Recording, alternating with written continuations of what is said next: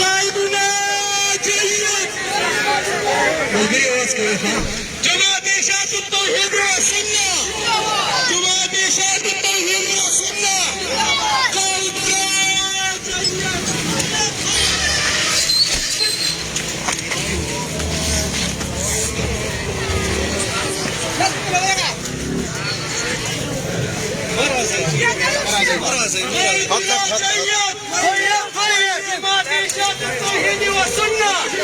صدر وحدة المدارس الإسلامية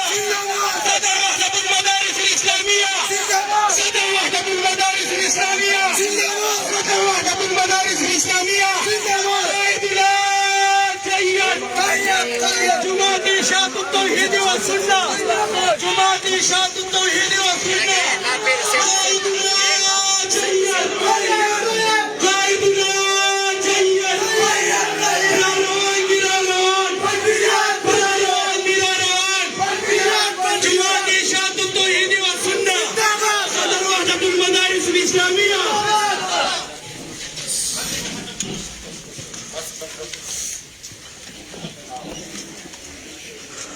الحمد لله دکمو وختونو دکمو لمحاتو چې موږ په انتظار الحمد لله غ لمحات را رسیدلې دي ټول مرګرو ته دا درخواست ده چې پندال ترشي ان شاء الله زمونږ امیر محترم زمونږ د جماعت روح روا زمونږ میری کاروان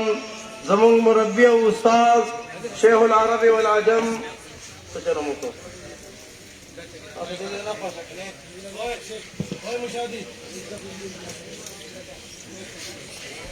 زمون امیر محترم زمون د جماعت اشاعت التوحید والسنه مرکزی امیر او د مدارسو د یو زنجیر جګ زنجیر داسې تمل شوی دی چې د شلیدو نه دی ان شاء الله چې دا قانون د وحدت المدارس الاسلامیه داغي صدر د کل پاکستان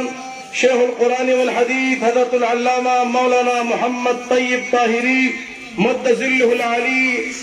تشریف اوړي کړی دا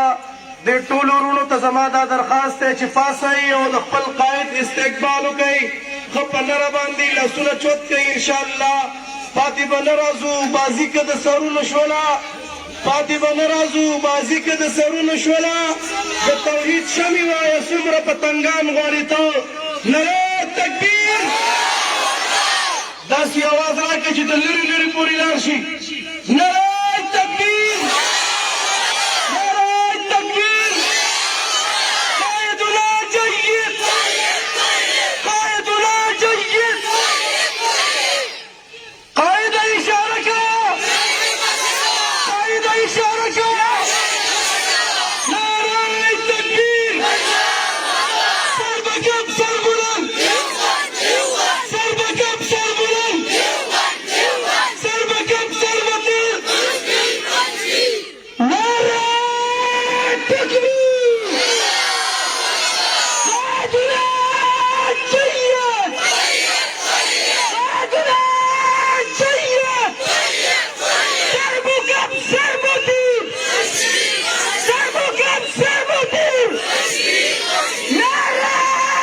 تکبیر قائدنا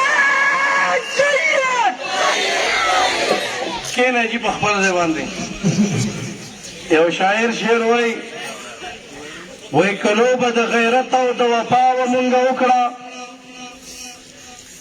دا مرګري په خپل ځای کینه کلو به د غیرت او د وفا و مونږ وکړه کلو به د غیرت او د وفا و مونږ وکړه کسی به غرضیان کوي د ګټلو د بایللو یو پیری درته بیا ومخه کلو به د غیرت او د وفا و مونږ وکړه کلو به د غیرت او د وفا و مونږ وکړه کسی به غرضیان کوي د ګټلو د بایللو انشاءالله سولم هی پاس مرکزی امیر اشاعت التوحید والسنه تاسو مخې ته راتلو والا دی د هغې نه مخکې صرف د دې ماشومانو په سرونو باندې رومالونه ږدو انشاءالله بیا به د هغوی خطاب وي مولانا گلدراز صاحب، مولانا فخر الاسلام صاحب، مولانا شیر علي صاحب، مولانا شیر محمد صاحب درخواست چې راشي او د دې هلکانو په سرونو باندې رومالونه کېدي. ورسره مولانا عبدالله صاحب د پلۍ، مولانا نور الاسلام صاحب هم ورسره. زه نومونه علمه دا سند به هم د علماو په لاس باندې ملاویږي.